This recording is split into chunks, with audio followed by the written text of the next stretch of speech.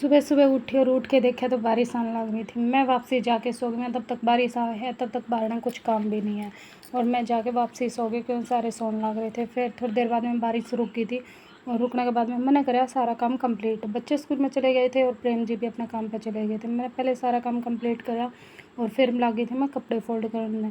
और मेरे इस वाइट सूट में तो कितने ज़्यादा कीड़ी हो गए हैं पता नहीं। और किसी भी कपड़े में को नहीं, इतने कपड़े रखे हैं, किसी भी कपड़े में कीड़ी को नहीं।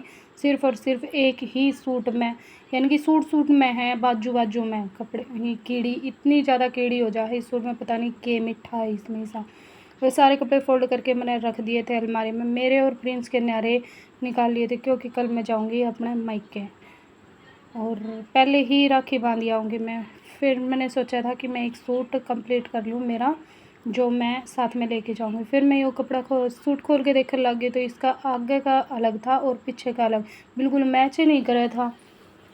मैं कहा फिर भी मैंने सलवार का कपड़ा देखा और मैं कहा चल इसका पीछे के बना लेंगे और आगे का ये हो जाएगा, वो मैच करा। फिर मैंने अस्तर धो के सुखा दिया था क्योंकि आगे आगे का जो हिस्सा है उस पर अस्तर लगेगा, पीछे के हिस्से पर अस्तर कौन लग गया। तो फिर मैंने ये धो के सुखा दिया और धूप इतनी निकल रही थी, बारिश आने के बावजूद भी इतनी खिलखिलाती धूप निकल रही थी, अगर आदमी खड़ा हो तो वो भी सूख जावे। और फिर मैं लगी थी अपने इसकी कटिंग कराने थे। मैं 10-15 मिनट का रेस्ट लिया था, इतनी देर में ही यानी मेरा अस्तर धो के यानी कि जो सुखाया था वो सूख गया था।